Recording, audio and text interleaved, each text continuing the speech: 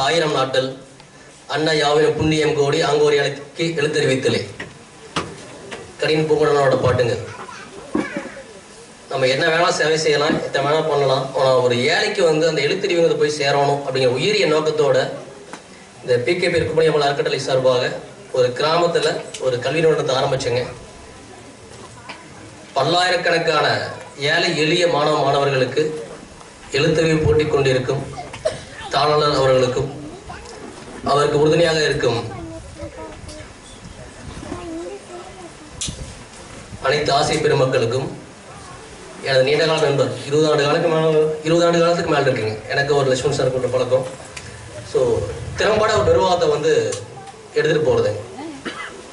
முதலீடு செய்கிறதுக்கும் ஒரு building infrastructure develop பண்ணி கொடுக்கறதுக்கும் பள்ளிக்கு தேவையான வசதிகளை ஏற்படுத்தி தரதுக்கும் ஒரு பள்ளியோட நிர்வாகம் தயாராக இருக்கும்போது அது எப்படி மாணவர்களுக்கும் பெற்றோர்களுக்கும் சாதகமாக கொண்டு போய் சேர்க்கிறது. திட்டங்கள் பல இருக்கலாம், அதை எப்படி நம்ம கொண்டு போய் சேர்க்கிறது ரொம்ப முக்கியம். அந்த மாதிரி அனைத்து வகையிலும் அதை கொண்டே சேர்க்கக்கூடிய நிர்வாக அதிகாரிகளுக்கும் அவருக்கு உறுதுணையாக இருக்கக்கூடிய முதல்வர் மற்றும் அனைத்து ஆசை பெருமக்களுக்கும் இந்த நேரத்தில் எனது பாதம் படிந்த வணக்கத்தை தெரிவித்துக் கொண்டு, எனக்கு முன்னாடி முன்னுரை வகித்த திரு கார்த்திகேயன் சொன்னாருங்க, நான் படிக்கும்போது எனக்கு யோகாவில் இன்ட்ரெஸ்ட் இல்லை. ஒரு ரிலாக்ஸேஷனுக்காக வந்து பார்த்தீங்கன்னா நிறையா ஒர்க் ஷெட்யூல், மைண்ட் ப்ரெஷர். பரவாயில்ல, அவர்லாம் படிக்கும்போது 8வது 9வது படிக்கும்போது ப்ரெஷர் வந்துருக்குது. இன்னைக்கு எல்கேஜி குழந்தை சொல்லுது, எனக்கு டென்ஷனாக இருக்குது, எனக்கு டென்ஷன் பண்ணாதீங்க, டார்ச்சர் பண்ணாதீங்க, எனக்கு ஃப்ரீ ஆகுதுன்னு சொல்கிற அளவுக்கு இன்றைக்கி வந்து எல்கேஜி யூகேஜி வரைக்கும் அந்த டிரான்ஸ்ஃபர்மேஷன் வந்துருச்சு. பரிமாற்றம் வந்து பார்த்தீங்கன்னா அந்த 10வது 12வதுலேருந்து இன்றைக்கி வந்து எல்கேஜி யூகேஜி குழந்தை அந்த வார்த்தையை பயன்படுத்துகிற வரைக்கும் நமக்கு வந்து பார்த்தீங்கன்னா அந்த டென்ஷன் வார்த்தை புழக்கத்தில் வந்துருச்சு. அவர் சொல்லும் போது அந்த மாதிரி ரிலாக்ஸேஷனுக்காக நான் வந்து யோகாவில் சேர்ந்தேன்னு சொன்னார். எப்போ அப்படித்தான் இருக்குங்க. மூத்தோர் சொல்லும் முழுதுநிலைக்கணியும் முன்னே கசக்கும் பின்னே இனிக்கும். பெரியவங்க சொல்லும் போது அப்போ கேட்கக்கூடிய வார்த்தை நம்ம கடினமான வார்த்தையாக இருக்கும். நாளைக்கு நாம வந்து அது பயன்பாட்டுக்கு வந்தங்க, இன்னைக்கு வேலைக்கு போகிறோம், பலதரப்பட்ட மக்கள்கிட்ட பழகிறங்க, அந்த சூழ்நிலையில நம்ம அனுபவிக்கும் போது தான் தெரியும் அவங்க சொன்னது சரி அப்படின்ட்டு. அதுக்காக சொல்கிறாங்க, மூத்தோர் சொல்லும் முதுநிலைக்கணி முன்னே கசிக்கும் பின்னே இனிக்கும். நெல்லிக்காய் சாப்பிடும்போது கசப்பாக தான் தெரியும், சாப்பிட்டு முடிச்சு கொஞ்சம் தண்ணி குடிக்கும்போது அவ்வளோ ஸ்வீட்டாக இருக்குங்க, வாயே ஸ்வீட்டாக இருக்கு.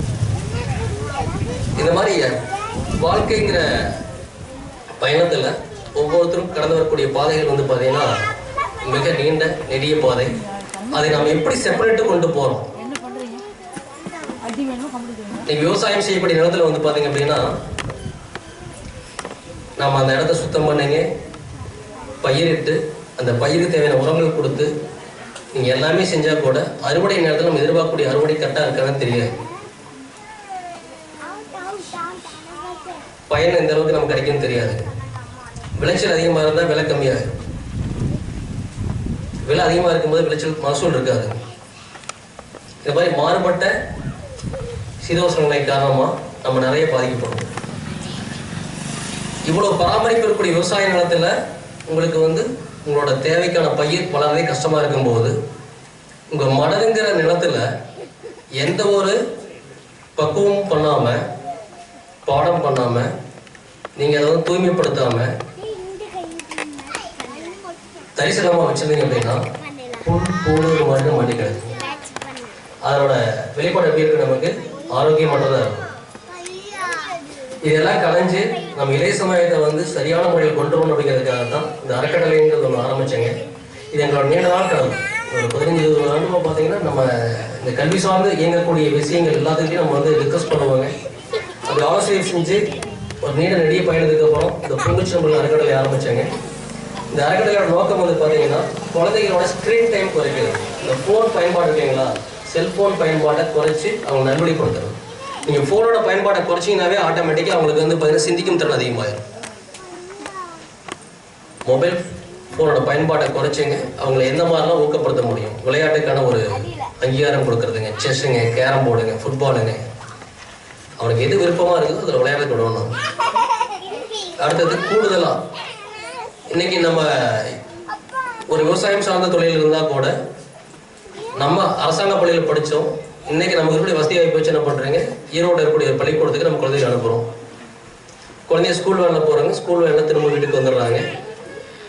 இந்த பள்ளி கல்விக்கு அடுத்து இதை விட கூடுதலாக அவங்களுக்கு ஏதாவது தேவை, ஸ்போர்ட்ஸ்லையோ இல்லை ஒரு ஹிந்தி கிளாஸோ ஒரு பரதநாட்டியம் கற்றுக்கணும், சிலம்பம் கிளாஸ் கற்றுக்கணும் அப்படின்னா திரும்ப அவங்களுக்கு எங்கே இந்த ரிசோர்ஸஸ் இருக்குது, இதுக்கான பயிற்சி மையம் எங்கே இருக்குன்னு பார்த்தீங்கன்னா அதுவும் அந்த சோலார் அந்த பக்கம் ஈரோடு பக்கம் தான் இருக்குது. திரும்ப நம்ம இங்கேருந்து கூட்டுறதுக்கு நம்மளால முடியாது. ஸோ இந்த மாதிரி இருக்கக்கூடிய இடர்பாடுகளை கலைந்து நம்ம மொடக்குறிச்சி பகுதியில் ஒரு சென்டர் வேணும். கார்த்திகேயன் பேசும்போது சொன்னார், இங்கே மொடக்குறிச்சி பகுதியிலேருந்து நம்ம டிகேபி ஸ்கூல்லேருந்து ஒரு கலெக்டர் ஐஏஎஸ் கேடர்லாம் ஒருத்தர் வரணும் அப்படின்னு சொல்லிட்டு அதுக்கான முயற்சியாக தான் இந்த ட்ரஸ்ட் ஆரம்பிச்சு ரன் பண்ணிருக்காங்க. அதுக்கு உங்களோட மாதிரி பொதுமக்களுங்க, லட்சுமண் சார் மாதிரி இருக்கக்கூடிய கல்வியாளர்கள், நல்ல சிந்தனையாளர்கள், இவங்க எல்லாரோட ஒத்துழைப்புனால தான் இன்றைக்கி என்னால் இந்த மாதிரி ஊக்கமாக செயல்பட முடியுதுங்கிறத சொல்லிட்டு நமக்கு கொடுத்த இந்த டாபிக்ங்க இன்னைக்கு கொடுக்குற நமக்கு அந்த தலைப்பு வந்து வங்கி கணக்குகளை பராமரிப்பது எவ்வாறு, அந்த டாபிக் உள்ள போலாங்க. வங்கி கணக்கு இதோட அவசியம் வந்து பார்த்தீங்கன்னா இன்னைக்கு தேதியில ஒரு நபருக்கு ஒரு வங்கி கணக்கு அப்படிங்கிறது கட்டாயமாக்கப்பட்டுள்ளது. வங்கி கணக்கு இல்லாமல் இன்னைக்கு யாரும் இருக்கக்கூடாது அப்படிங்கிறது மத்திய அரசோட ஒரு உயரிய நோக்கம். உங்களுக்கான பயன்கள் எதுவாக இருந்தாலும் உங்க வங்கி கணக்கில் நேரடியாக அது வந்து சேரணும். எந்த ஒரு இடைத்தரகர் இல்லாம, எந்த ஒரு இடையூறு இல்லாம உங்களுக்கான தேவைகள் உங்க கணக்குல வரவு வைக்கப்பட வேண்டும். நீங்க யாருக்காவது பணத்தை செலுத்தணும் அப்படின்னா உங்க வங்கி கணக்கு நேரடியாக அந்த பணம் சென்றடையணும். இதுதான் வந்து பாத்தீங்கன்னா நம்ம இந்திய நிதி அமைச்சகத்தோட கொள்கை. 2014ஆம் ஆண்டுல இருந்து இதுக்கான முயற்சி செஞ்சீங்க. இன்னைக்கு ஜன்தன் அக்கௌண்ட் வந்து பார்த்தீங்கன்னா 12 கோடி மக்களுக்கு புதிதாக கணக்கு துவங்கப்பட்டு இன்னைக்கு வெற்றிகரமாக செயல்படுத்திட்டு இருக்காங்க. விவசாயிகளுக்கு வந்து கிஷான் ஆப் மூலமா ஆண்டுக்கு 6000 ரூபாய் நேரடியாக வங்கிகள் வைக்கப்படுது. சரி, இதெல்லாம் சில பேர் வந்து சொல்றாங்க, ஐயா இந்த மாதிரி எனக்கு வந்து இந்த மாசம் எனக்கு பணம் வரல, 6 மாசம் வந்துட்டு இருந்தது இப்போ வரதில்லை, 5 வருஷமா வந்தது இப்போ பணம் வரல, என்ன காரணம்? வங்கி கணக்கு நம்ம எங்க வச்சிருக்கிறோம்? இருக்க எவ்வளவு பேருக்கு வங்கி கணக்கு இருக்குங்க? எவ்வளவு பேருக்கு இல்லைங்க? இங்க இருக்கக்கூடிய பொதுமக்கள் எவ்வளவு பேருக்கு வங்கி கணக்கு இல்லை, இது வரைக்கும் எனக்கு வங்கி கணக்கே கிடையாது அப்படின்னு சொல்றவங்க யாருங்க? எல்லாத்தையும் இருக்குங்க. ரொம்ப சந்தோஷமா இருக்குங்க. இவ்வளவு பேர் வங்கி கணக்கு இருக்கிறது மிகவும் பெருமைப்பட வேண்டிய விஷயம். இன்னைக்கு இந்த காலகட்டத்திலையும் சில ஊர்ல போய் நம்ம பேசும்போது அங்க ஒரு 5 பேர் 10 பேர் கை தூக்குவாங்க. ஒரு 40 பேர் இருக்கிற இடத்துல ஒரு 4 பேர் 5 பேர் கை தூக்குவாங்க, எனக்கு வங்கி கணக்கு இல்லைங்க அப்படின்னு சொல்லுவாங்க. இந்த வங்கி கணக்கோட அவசியம் வந்து பாத்தீங்க அப்படின்னா அவங்க ஒரு பயன்பாட்டுக்கு போகும்போது தான் தெரிய வரும், வங்கி சார்ந்த ஒரு விஷயத்துக்கு போகும்போது தெரிய வரும். சரிங்க, வங்கி கணக்கு ஆரம்பிச்சாச்சுங்க. ஐயா முதல்ல சொல்லிட்டாருங்க, நம்ம ஈஸ்வரமூர்த்தி சார் சொன்னாரு, வங்கி கணக்கு எப்படி ஆரம்பிக்க நம்ம பேச வரல, வங்கி கணக்கு எப்படி பராமரிக்கன்னு சொல்ல வந்திருக்கிறோம். வங்கி கணக்கு எப்போ ஆரம்பிச்சிருக்கோங்க? நம்ம எந்த காலத்தில் நம்ம வங்கி கணக்கு துவங்கியிருக்கோம்? 5 ஆண்டுகளுக்கு முன்னாடி, 10 ஆண்டுகளுக்கு முன்னாடி, 20 ஆண்டுகளுக்கு முன்னாடி நான் வங்கி கணக்கு துவங்கிட்டேன் சார். இப்போ அந்த நான் எப்படி பராமரிக்கிறேங்க? பராமரிப்புனா என்ன? இன்னைக்கு இந்த காலகட்டத்துக்கு அந்த வங்கியில என்னெல்லாம் ஆவணங்கள் தேவை, என்னுடைய வங்கி கணக்கு செயல்பாட்டு இருக்குதா இல்லையா, அப்படி செயல்பாட்டில் இருக்கணும் குறைஞ்சபட்சம் என்ன பண்ணணும்? குறைந்தது 2 ஆண்டுகளுக்கு ஒரு முறை ஒரு பண பரிவர்த்தனை நீங்க வங்கி கணக்குல பண்ணல அப்படின்னா உங்க அக்கௌண்ட்டுக்கு என்பிஎஸ் ஸ்டேட்டஸ் போயிடும், நான் பர்ஃபார்மிங் அக்கௌண்ட், செயல்படாத நிலைக்கு போயிடும். அதை மட்டும் நீங்க செயல்பாட்டு கொண்டுறது அப்படின்னா உங்களோட KYC அப்படிங்கக்கூடிய நோ யுவர் கஸ்டமர், உங்களது கிளைண்ட்டை தெரிஞ்சு வச்சுக்கணும்னு சொல்லி பேங்க்ல கேட்பாங்க. உங்களோட ஆதார் கார்டுங்க, பான் கார்டுங்க, இந்த மாதிரி டீட்டெயில்ஸ் கொண்டே கொடுத்து அதை வந்து நீங்க பதிவுடுங்க. பதினீங்கன்னா அக்கௌண்ட் மாதிரி ஆக்டிவேஷனுக்கு வருங்க. 2 ஆண்டுகளுக்கு ஒரு முறையாவது குறைந்தபட்சம் ஒரு 100 ரூபாய் நீங்க அக்கௌண்ட்ல போட்டு வச்சீங்கன்னா தான் ஒன்று போடணும், அக்கௌண்ட்ல வெளில எடுக்கணும் போடணும். 1 லட்சம் ரூபாய் இருக்கக்கூடிய அக்கௌண்டா இருந்தாலும் பரவாயில்ல, 2 வருஷம் டிரான்சாக்ஷன் பண்ணல, எந்த ஒரு பண பரிவர்த்தனையும் பண்ணல அப்படின்னா அந்த அக்கௌண்ட் என்பிஎஸ் ஸ்டேட்டஸ் போயிடும். அக்கௌண்ட்ல பணம் எவ்வளவு வேணும் இருக்கலாம், டிரான்சாக்ஷனே பண்ணாமல் இருந்தீங்க அப்படின்னா உங்களோட அக்கௌண்ட் என்ன ஆகுங்க, என்பிஎஸ் ஸ்டேட்டஸ் போயிடும். இது முதல் கண்டிஷன். அடுத்தது, புதிதாக ஒரு நடைமுறைக்காக நான் வங்கிக்கு செல்லும் பொழுது புதிதாக ஒரு நடைமுறைக்கு போகிறோம். என்ன சார் நடைமுறைக்கு போகிறோம்? எனக்கு ஒரு பேங்க் லோன் தேவைப்படலாங்க, என் குழந்தைக்கு எஜுகேஷன் லோன் தேவைப்படலாம், ஒரு பைக் புதுசாக வாங்குறேங்க, இல்லை நெட் பேங்கிங் ஆக்டிவேஷன் பண்ணுவாங்க, ஏடிஎம் கார்டு வாங்கணும். இந்த மாதிரி ஏதோ ஒரு பரிவர்த்தனை போகும்போது அந்த தேதியில் ஆதார் கார்டு வந்து பார்த்தீங்கன்னா ஓடிபி இருக்கு இல்லைங்களா, நம்ம ஃபோனில் வந்து பார்த்தீங்கன்னா ஆதார் கார்டு கூட ஓடிபி அந்த ஃபோன் நம்பர் லிங்க் பண்ணியிருப்பீங்க. அந்த ஃபோன் நம்பருக்கு ஒரு ஓடிபி வரும். அந்த ஓடிபி வச்சுங்க ஆதார் கார்டு புதுசாக டவுன்லோட் பண்ணி இன்றைக்கி நீங்கள் ஜோன் லோன் ரினியூவல் பண்ணிங்கன்னா உங்களுக்கு கேட்பாங்க. இன்றைக்கி தேதியில் டவுன்லோட் பண்ண ஆதார் கார்டு வேணும் கேட்டிருக்காங்களா? இன்றைக்கி தேதியில் பதிவு பண்ண ஆதார் கார்டுங்க. நான் போன வாரம் எடுத்தேங்க, போன மாதம் எடுத்தேன், 6 மாதத்துக்கு எடுத்தேன்னா அதை அக்செப்ட் பண்ண மாட்டேன். இன்றைக்கி தேதியில் நீங்கள் எடுத்த ஆதார் கார்டோட நகல் நீங்கள் கொடுத்தீங்கன்னா மட்டும்தான் அந்த அக்கௌண்ட்டில் ஆட் பண்ணுவோம்.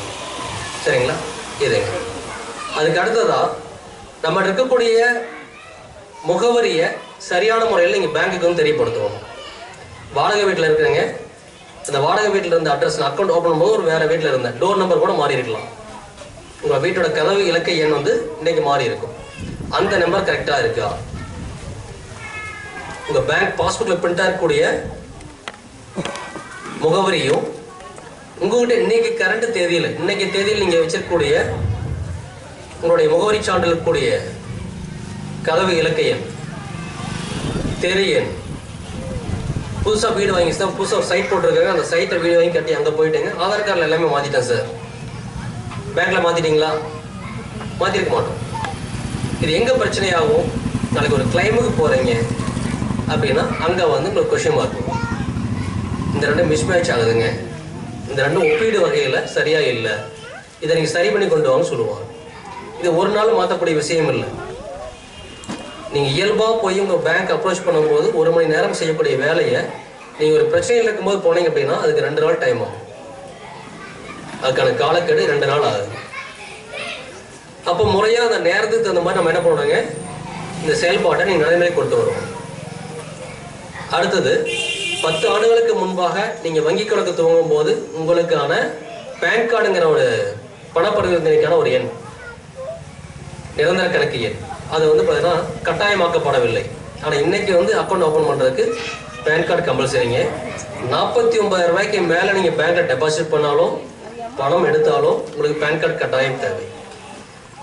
பேன் கார்டு இல்லை அப்படின்னா உடனடியாக நீங்கள் என்ன பண்ணலாங்க, பேன் கார்டு அப்ளை பண்ணி 1 வாரத்தில் நீங்கள் புதுசாக பேன் கார்டு எடுத்துக்கலாம்.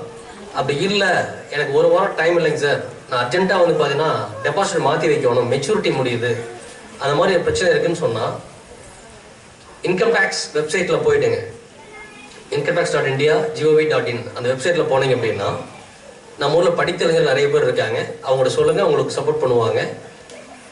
அந்த வெப்சைட்டில் போயிட்டு இன்ஸ்டன்ட் பேன் கார்டுன்னு ஒரு ஆப்ஷன் இருக்குங்க. பணமே எதுவும் செலவு பண்ண வேண்டியதில்லை, ₹1 செலவு இல்லாமல் உங்கள் ஆதார் கார்டு பேஸ் பண்ணிங்க ஓடிபி வரும். அந்த ஓடிபி ஃபில் பண்ணி உங்கள் டீட்டெயில்ஸ் கரெக்டாக கொடுத்தீங்க அப்படின்னா உங்கள் ஆதார் கார்டில் இருக்கிற டீட்டெயிலை ஃபெச் பண்ணிங்க. ஆதார் கார்டில் என்ன விளக்கம் இருக்கும், உங்கள் பேர், டேட் ஆஃப் பர்த், ஃபோட்டோ எல்லாமே ஆதார் கார்டிலேருந்து அந்த இன்கம் டேக்ஸ் டிபார்ட்மெண்ட் எடுத்துக்குவாங்க. அந்த டீட்டெயில் அப்படியே உங்களுக்கு பிரிண்ட் ஆகிங்க 24 hours உங்கள் இமெயிலுக்கு வந்துடும். 24 மணி நேரத்தில் உங்களோட இமெயிலுக்கு வந்துடுங்க. இது மிகவும் எளிய முறை இந்த பேன் கார்டு அப்டேட் பண்ணுறதுக்காக. இது வந்து பார்த்தீங்கன்னா வங்கி கணக்கு பராமரிக்கிறதுக்கு ஒரு முக்கிய ஆவணம். 49,000 ரூபாய்க்கு மேலே நீங்கள் பணம் எடுக்கிறதா இருந்தாலும் அக்கௌண்ட்டில் போடுறதா இருந்தாலும் கம்பல்சரி உங்களுக்கு என்ன தேவை, கட்டாயமாக பேன் கார்டு வேணும். எனக்கு 49,000 ரூபாய்க்கான ஆதாயமே இது இல்லை சார், அவ்வளோ பணம் நான் போட போகிறதில்ல, எடுக்க போகிறது இல்லை, எனக்கு எதுக்கு அந்த பேன் கார்டு, அக்கௌண்ட் ஆக்டிவ் இருக்கு, நான் யூஸ் பண்ணிட்டு இருக்கேன் அப்படின்னு நிறைய பேர் வாங்க தர்க்கம் பண்ணுவாங்க. எல்ஐசி பாலிசி போட்டிருக்கீங்களா? எல்லாருமே எல்ஐசி பாலிசி போட்டிருக்கீங்களா? உங்கள் எல்ஐசிக்கான பணம் முதல்ல மாதிரி உங்கள் கையில் கொடுக்க மாட்டாங்க, வீட்டுக்கு செக்காக டிடிஓ வராது, இன்னைக்கு தேதியில் அக்கௌண்ட்டில் மட்டும்தான் வரும். ஜாகிர் ஹுசேன் சார் வந்து பாருங்க நாளைக்கு மாட்டீங்க. இதுக்கு முன்னாடி எனக்கு முன்னாடி வந்துட்டு போன எல்லா எக்ஸ்பர்ட்ஸுமே வந்து பார்த்தீங்கன்னா most seniors. Zakir Hussain sir வந்து தமிழ்நாட்டில் நம்பர் 2 ரேங்கில் இருக்காரு, தமிழ்நாட்டில் நம்பர் 2 பொசிஷன் இருக்காரு.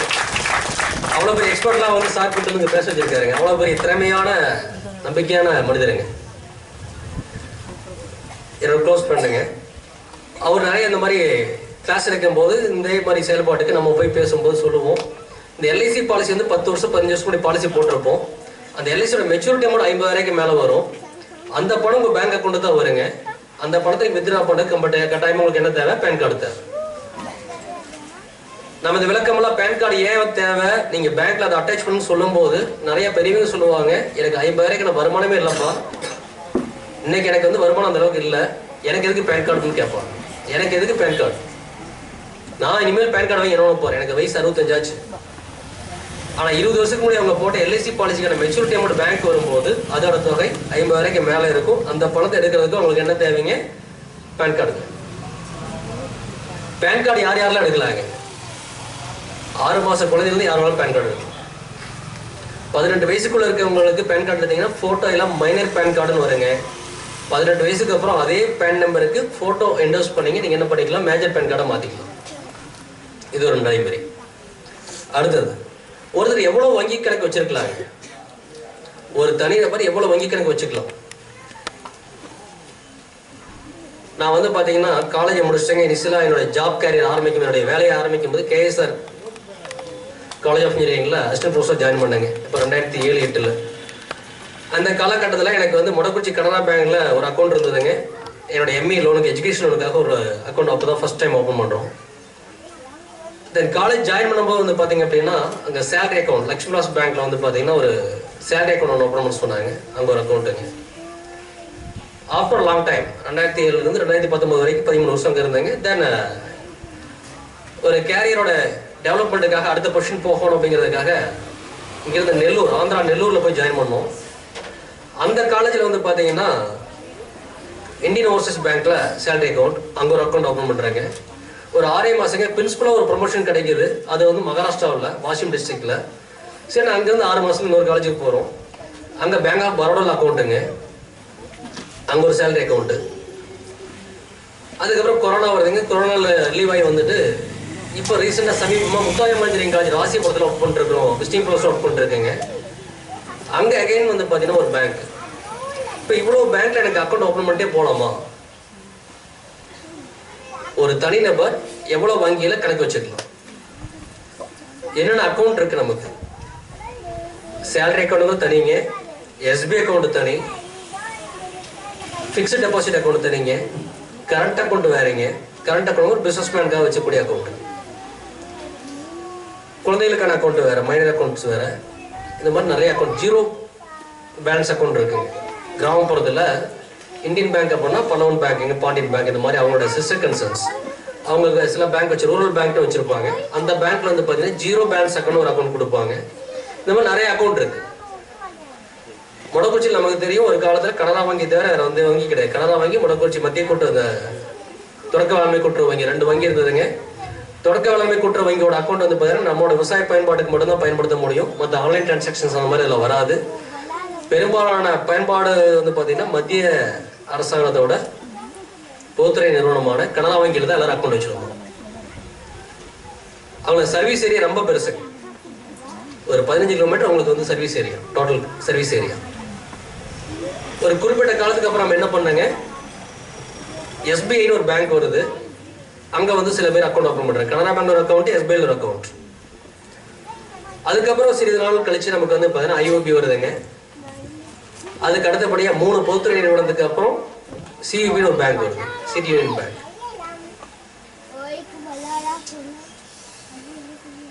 இப்போ பரவலாக மக்களோட மனதில் எப்படி இருக்குன்னு பார்த்தீங்க அப்படின்னா, தனியார் வங்கிக்கு போனோம் அப்படின்னா நமக்கு வந்து சேவைகள் எளிதாக இருக்கும். நம்ம எழுதக்கூடிய சலான், பணம் செலுத்தக்கூடிய சலான், பணம் எடுக்கக்கூடிய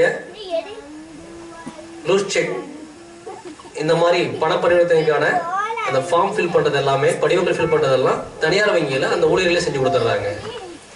அங்கே சேவை எளிதாக கிடைக்கிது. அரசாங்க வங்கியில் நமக்கு இதுக்கு வந்து காத்திருப்பு காலம் இருக்குது. போனால் 10 நிமிஷம், அரை மணி நேரம், 1 மணி நேரம் டைம் ஆகுது. ரெஸ்பான்ஸ் கரெக்டாக இல்லை, நம்ம கேட்டால் பதில் சொல்ல மாட்டேங்கிறாங்க. அந்த படிவம் எல்லாமே நமக்கு ஆங்கிலத்திலேயே ஹிந்திலேயே இருக்குது, தமிழ் எங்கேயுமே அதில் அச்சடிக்கப்படல. இந்த மாதிரி நிறைய குறைபாடுகள் மக்கள் மத்தியில் இருக்குங்க. அதுக்காக நம்ம என்ன பண்ணுறோம், தனியார் வங்கியில் அக்கௌண்ட் ஓப்பன் பண்ணுறோம். இப்போ மொடக்குறிச்சியில் மட்டும் 4 பேங்க் இருக்கு. 4 பேங்க்ல அக்கௌண்ட் வச்சிருக்கக்கூடிய நிறைய மக்கள் இருக்காங்க. இந்த அக்கௌண்டோட தேவை என்ன? இதனால என்ன நமக்கு வந்து நெகட்டிவ்? இதனால என்ன குறைகள் நமக்கு ஏற்படும், என்ன சாதகம்? சாதகம் பாதகம் நீங்க பாத்தீங்க அப்படின்னா பாதகங்கள் நமக்கு அதிகமா இருக்கு. ஒன்றுக்கு மேற்பட்ட வங்கியில் நீங்க வந்து பாத்தீங்கன்னா வங்கி கணக்கு வச்சிருக்கும் போது ஒவ்வொரு வங்கியிலும் குறைந்தபட்ச அமௌண்ட், மினிமம் பேலன்ஸ் நீங்க மெயின்டைன் பண்ணணும். ஒரு பேங்க் 2000 வச்சா கூட 4 பேங்க் அக்கௌண்ட் இருந்ததுன்னா மாசம் 2000 8000 ரூபாய் நீங்க ஐடியா வச்சிருக்க கூடாது. 4 பேங்க்ல அக்கௌண்ட் வச்சிருந்தீங்கன்னா ஒரு பேங்க் 2000 மினிமம் பேலன்ஸ் வச்சா கூட ஒரு நாளைக்கு 2000 இருக்கணுங்க. அப்போது ஒரு மாதத்துக்கு 8000 ரூபாய் நீங்கள் ஐடியில் அதில் வச்சுட்டே இருக்கணும், எப்போவுமே இருக்கணும். இந்த 2000 கீழே போச்சு என்ன சார் ஆகும்? நான் 2000 சொல்கிறது நம்ம முடக்குச்சி பேஸ் பண்ணி பேசுகிறேங்க. இதே நீங்கள் மெட்ரோபாலிட்டன் சிட்டி பெங்களூர் இந்த மாதிரிலாம் போனீங்க போனால் சில பேங்க்கை பேஸ் பண்ணி HDFC பேங்க் மினிமம் பேங்க்ஸ் பார்த்தீங்கன்னா 10,000 rupeesங்க ஃபார் நார்மல் டிரான்சாக்ஷன்ஸ். அதில் வந்து ஒரு நாளைக்கு 1 லட்ச ரூபா நீங்கள் வந்து ஏடிஎம் வித்ட்ரா பண்ணலாம். 2 lakhs மேலே வித்ட்ரா பண்ணும்போது 50,000 நீங்கள் வந்து மினிமம் பேலன்ஸ் வைக்கணும் பெர் மந்த். மாதத்துக்கு 50,000 ரூபா குறைந்தபட்ச அமௌண்ட் நீங்கள் அக்கௌண்ட் வச்சிருக்கணும். இப்போ முடக்குச்சி பேஸ் பண்ணியிருக்கக்கூடிய ஒரு பேங்க்கில் ஆவரேஜாக ஒரு மாதத்துக்கு 2000 வச்சிருக்கோன்னு சொன்னோம் அப்படின்னா 4 பேங்க்ல அக்கௌண்ட் இருந்தால் நம்ம எவ்வளோ வச்சிருக்கோனுங்க? 8000 வச்சிருக்கோம். இந்த 8000 ரூபாய் நீங்கள் எடுக்க முடியாதுன்னு இல்லை, நீங்கள் எடுக்கலாம். யூபிஐ டிரான்சாக்ஷன்ஸ் இருக்குங்க, அதெல்லாம் வச்சு நீங்கள் பயன்படுத்தி என்ன பண்ணலாங்க? ஈஸியாக நீங்கள் பணத்தை எடுத்துக்கலாம். அந்த ஒவ்வொரு காலாண்டுக்கு ஒருக்கா உங்களோட வங்கி கணக்கோட ஆவரேஜ் பேலன்ஸ் அவங்க செக் பண்ணும்போது போதிய நிதி அதில் இல்லாமல் இருந்தவங்க கணக்கிட்டாங்க அப்படின்னா அதுக்கு பெனால்ட்டி அமௌண்ட் ஃபைன் நீங்கள் கட்டணும். அதுக்கான ஃபைன் நீங்கள் கட்டணும். 4 பேங்க்ல அக்கௌண்ட் வச்சிருக்க ஒருத்தர் ஒரு பேங்க்ல ரெகுலராக டிரான்சாக்ஷன் பண்ணுவாருங்க, மீதி 3 பேங்கோட வர சொல்ல அவங்க பார்க்கவே மாட்டாங்க. அப்படி இருக்கிற பட்சத்தில் அவங்க என்ன பண்ணுவாங்க? அந்த 3 பேங்க்ல இருக்கக்கூடிய அந்த மினிமம் பேலன்ஸ் நீங்கள் எடுத்தது போய் மீதி தொகை இருக்கு இல்லையா, அதுல இருந்து பெனால்ட்டி மைனஸ் பண்ணிட்டே வருவாங்க. குறிப்பிட்ட காலத்துக்கு அப்புறம் உங்க அக்கௌண்ட் மைனஸ்ல போகும். எவ்வளவு பேருக்கு அக்கௌண்ட் மைனஸ்ல இருக்குங்க? எவ்வளவு பேருக்கு உங்க பேங்க் அக்கௌண்டோட பேலன்ஸ் மைனஸ்ல இருக்கு? மெசேஜ் வரும் உங்களுக்கு அப்பப்போ, அதில் பாருங்க. as per RBI norms, Reserve Bank of India அவங்களோட வழிகாட்டுதல் படி எந்த ஒரு தனியார் வங்கியாக இருந்தாலும் சரிங்க, பொதுத்துறை நிறுவனமாக இருந்தாலும் சரி, உங்கள் அக்கௌண்ட்டை மைனஸில் வைக்கக்கூடாது. குறைந்தபட்ச பேலன்ஸ் வைக்காததுக்காக அவங்க பெனால்ட்டி போடலாங்க. அந்த பெனால்ட்டி 0 வரைக்கும் அவங்க எடுத்துக்கலாம். 0க்கு கீழே மைனஸில் மென்ஷன் பண்ணாங்க அப்படின்னா அந்த பேங்க் மேலே நீங்கள் ஓம்பட்ஸ்மன்ஸ்னு ஒன்று இருக்கு, குறை தீர்ப்பாயம், தமிழில் சொன்னால் குறை தீர்ப்பாயம். வங்கிகளுக்கான குறை தீர்ப்பாயம் ஒரு அமைப்பு இருக்குங்க. அந்த குறை தீர்ப்பாயத்தில் நீங்கள் முறையிட்டீங்க அப்படின்னா அதுக்கான நஷ்டீடு கூட நீங்கள் பெற முடியும். உங்கள் வங்கி அக்கௌண்ட்டை நெகட்டிவ்ல மைனஸில் காட்டினதுக்காக நீங்கள் அந்த வங்கியில் என்ன பண்ணலாங்க? நஷ்டீடு பெற முடியும். அந்த நெகட்டிவ் அமௌண்ட் நீங்கள் கட்டணும் அவசியம் இல்லை. இப்படி இருக்கக்கூடிய பட்சத்தில் எந்த வங்கி கணக்கு நீங்கள் நிரந்தரமாக பயன்படுத்துகிறீங்களோ, எந்த வங்கி உங்களுக்கு வந்து சேவைகள் சரியாக வழங்குறாங்களோ, எந்த வங்கி எளிய முறையில் நீங்கள் அணுகக்கூடிய வகையில் இருக்குதோ அந்த வங்கியில் அக்கௌண்ட் வச்சுட்டீங்க. மீதி கணக்கு வங்கி கணக்கை நீங்கள் வந்து க்ளோஸ் பண்ணிடலாம், மூடிடலாம். அதுக்கு என்னங்க நடைமுறை? உங்கள் வங்கி கணக்கு புத்தகங்க, அந்த வங்கி சம்பந்தமாக நீங்கள் வச்சிருக்கக்கூடிய டாக்குமெண்ட்ஸ், ஏடிஎம் கார்டு இருக்கலாம், செக் புக் இருக்கலாங்க, பாஸ்புக் இருக்கலாம். இதெல்லாம் அந்த ஒரு லெட்டர் கூட டைப் பண்ணீங்க. இந்த மாதிரி இந்த காரணத்துக்காக இந்த வங்கி கணக்கை நான் வந்து இன்றைய தேதி வரை நான் முடித்துக் கொள்கிறேன்னு சொல்லி ஒரு லெட்டர் கொடுத்தீங்க அப்படின்னா அந்த அக்கௌண்ட்டை க்ளோஸ் பண்ணி கொடுக்குறது அந்த மேனேஜரோட வேலை. இந்த லெட்டர் கொடுத்தது 30 நாளில் வந்து என்ன பண்ணுவாங்க? அந்த வங்கி மேலாளர் உங்களுக்கு வந்து பார்த்தீங்கன்னா என்ஓசி கொடுக்கணும். நோ அப்ஜெக்ஷன் சர்டிஃபிகேட்னு சொல்லுவோம் நம்ம. ஸோ என்ஓசி, எந்த ஒரு தடையில்லா சான்றிதழ், தடையில்லா சான்று கொடுத்து உங்கள் அக்கௌண்ட் க்ளோஸ் பண்ணதுக்கான அங்கீகாரம் உங்களுக்கு கொடுத்துருவார். இது பள்ளியில் என்ன சார் ஆகும்? இந்த மாதிரி முறையாக பராமரிக்கல அப்படின்னா என்ன ஆகும்?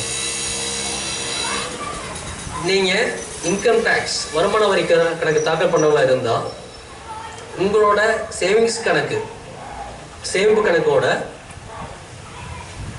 எத்தனை பேங்க்ல இருந்தாலும் சரி அத்தனை வங்கியோட சேமிப்பு கணக்கை ஒரு ஆண்டுக்கான வரவு செலவு தணிக்கை பண்ணி நீங்கள் ஆடிட்டர் கொடுக்கணும். அது 2000 வச்சிருந்தீங்கன்னா அந்த 2000 மினிமம் பேலன்ஸ் இருக்கு இல்லைங்களா, அந்த மினிமம் பேலன்ஸுக்கு உங்களுக்கு வந்து வட்டி வந்து ஒவ்வொரு ஆஃபேலிக்கு இருக்கா அந்த வங்கி உங்களுக்காக செலுத்துவாங்க. அந்த வங்கி உங்களோட வருமானமாக கணக்கில் எடுத்துக்கொள்ளப்படும். அப்போ இந்த வருமான வரி கணக்கு சப்மிட் பண்ணுறவங்க உங்கள் எஸ்பிஐ அக்கௌண்ட்டோட ஸ்டேட்மெண்ட்டை நீங்கள் கொடுக்கணும். இந்த 4 பேங்கோட ஸ்டேட்மெண்ட்டும் நீங்கள் வந்து வருஷம் கொடுக்க வேண்டிய தேவை இருக்கும். ஆனால் நீங்கள் பயன்படுத்த ஒரே ஒரு வங்கி கணக்கு மட்டும் நம்ம பயன்படுத்துகிறோம். ஆனால் 4 வங்கிக்கான ஸ்டேட்மெண்ட்டை நீங்கள் வந்து ஆடிட்டர் கொடுக்க வேண்டிய தேவை இருக்கும். இது ஒரு தேவையில்லாத வேலை. அடுத்தது ஏஎம்சி, ஆனுவல் மெயின்டெனன்ஸ் சார்ஜ், வருடாந்திர பராமரிப்பு செலவு அப்படின்னு சொல்லிட்டு உங்களுக்கு ஏடிஎம் கார்டு கொடுத்துருக்காங்க இல்லையா, அந்த ஏடிஎம் கார்டுக்கு செக் புக்குக்கான செலவு வருஷம் குறைஞ்சபட்சம் 275 ரூபா, அதிகபட்சம் ஒரு 800 ரூபா 900 வரைக்கும் வரும். பேங்கோட பாலிசிஸ் பொறுத்து அது மாறுங்க. குறைந்தபட்சம் 275 ரூபா உங்கள் வங்கி கணக்குலேருந்து எடுப்பாங்க. எதுக்காக? அந்த வங்கி கணக்குக்கான ஏடிஎம் கார்டு ப்ரொவைட் பண்ணியிருக்காங்க இல்லையா, அந்த தேவைகளுக்காக ஒவ்வொரு வங்கியும் அவங்களோட லெவலுக்கு தகுந்த மாதிரி, அந்த பாலிசிக்கு தகுந்த மாதிரி உங்களோட வங்கி கணக்கு வந்து பணம் எடுப்பாங்க. இது உங்களுக்கு தேவையில்லாத செலவு. நான் பயன்படுத்துறது ஒரே ஒரு வங்கி கணக்கு, ஆனால் இங்கே நான் 4 வங்கி கணக்கு வச்சுருக்கேங்க, பெருமைக்காக வச்சுருக்கேன். ஒரு ஏடிஎம் கார்டு இருக்காலும் ஒரு ஏடிஎம் கார்டில் வித்ட்ரா பண்ணிக்குவேன். ஒரு அக்கௌண்ட் தான் நீங்கள் மெயின்டைன் பண்ணுறீங்க, ஒரு அக்கௌண்ட் தான் டிரான்சாக்ஷன் பண்ணுறீங்க. எப்படி ஒரு அக்கௌண்ட் பணம் போகும்? Sir I'm having UPI account, என்கிட்ட வந்து யூபிஐ இருக்குங்க, ஃபோன்பே இருக்குது, கூகுள் பே இருக்குது, பிம் ஆப் இருக்குங்க, இதுலேருந்து அந்த அக்கௌண்ட்டுக்கு மாற்றி விட்டுங்க, அதுலேருந்து ஏடிஎம் கார்டுலேருந்து பணம் எடுப்பேன். தேவையில்லாத பண பரிவர்த்தனை உங்களை சட்ட சிக்கலை கொண்டு வந்து நிறுத்துங்க. கிராமப்புறத்தில் நம்மளோட தேவைக்காக நம்ம என்ன பண்ணுவோங்க, ஒரு கல்யாணம் வருதுங்க, குடும்பத்தில் வீடு கட்டுறோம், விவசாயத்துக்கு ஒரு முதலீடு தேவைப்படுது, ஒரு சீட் ஒன்று சேர்த்து விடாம இல்லையா? இது பாரம்பரியமாக நடக்கக்கூடிய விஷயம். எல்லாருமே ஒருத்தருக்கு வந்து உதவி பண்ணிக்கிறது, மியூச்சுவல் ஹெல்பிங். நாம் ஒருத்தருக்கு வந்து ஒரு சீட்டு போட்டோம் அப்படின்னா ஒரு 10 வருஷம் கழிச்சு நம்ம வீட்டில் ஒரு தேவை வரும்போது அவங்க நமக்கு ஒரு சீட் போடுவாங்க. இந்த மாதிரி இருந்த பயன்பாடு வந்து பார்த்தீங்கன்னா இன்றைக்கி அது கமர்ஷியலாக வணிகமாக மாறிடுச்சு. அப்போ அந்த மாதிரி சீட்டு படத்தை எங்கே சார் வாங்குறது? அக்கௌண்ட்டில் வாங்காதீங்க, அக்கௌண்ட்டில் வாங்காதீங்க. நானும் ஒரு எல்ஐசி ஏஜென்ட்டுங்க, ஸ்டார் ஹெல்த் பண்ணுறேங்க, ஐசிசி பண்ணுறேன், 36 இன்சூரன்ஸ் கம்பெனி நம்ம டீல் பண்ணுறேங்க. 36 இன்சூரன்ஸ் கம்பெனி வந்து பார்த்தீங்கன்னா இந்தியாவில் இருக்கக்கூடிய தனியார் அந்த பொதுத்துறை நம்ம டீல் பண்ணுறோம். இப்போ எங்கிட்ட வந்து இப்போ நிறைய கிளைண்ட்ஸ் இருக்காங்க. ஒரு பைக்குக்கு இன்சூரன்ஸ் போடணும் அப்படின்னா நம்ம அக்கௌண்ட் பணம் அனுப்பிச்சிருவாங்க. இது படிக்காதவங்களோட படித்தவங்க செய்யக்கூடிய தவறு நிறையா. படிக்காதவங்களை கூட நம்ம ஃபோன்லேயே சொல்லி கொடுத்துருவோம். இந்த கூகுள் பேல போங்க, ஃபாஸ்டாக்னு ஒரு ஆப்ஷன் இருக்கும், ரீசார்ஜ் அண்ட் பில்ஸ்ன்னு இருக்கும். அதில் போய் ஃபாஸ்டாக் இருக்குங்க, உங்கள் காருக்கான ரீசார்ஜ் நீங்கள் அதிலே பண்ணிக்கலாம்னு சொல்லுவோம். படிக்காதவங்க ஒரு டைம் கேட்டு தெரிஞ்சுக்கிட்டேங்க, ஈஸியாக பண்ணுறாங்க. எல்ஐசிக்கான ப்ரீமியம் நீங்கள் கூகுள் பேல பண்ணலான்னு சொன்னால் ஒரு டைம் சொல்லி கொடுத்தப்போனா அதை அப்படியே பண்ணுறாங்க. ஆனால் அந்த படித்தவங்க எடுத்தோடனே நம்ம ஃபோனுக்கு ஜிபே போட்டு அனுப்பிச்சிருவாங்க பணத்தை. மல்டிபிள் டிரான்சாக்ஷன்ஸ், ஒரே ஒரு டிரான்சாக்ஷன், ஒரு எல்ஐசி பில் கட்டுறதுக்காக அவர் அக்கௌண்ட்லேருந்து என் அக்கௌண்ட் பணம் வருங்க, என் அக்கௌண்ட்லேருந்து எல்ஐசிக்கு பணம் போகுதுங்க. இல்லை அப்படின்னா எங்கே வந்து பேமெண்ட் போர்ட்டல் இருக்கும் அங்கே பணம் போகும். சம்டைம்ஸ் நம்ம அக்கௌண்ட் சேச்சுரேட் ஆகிடும்.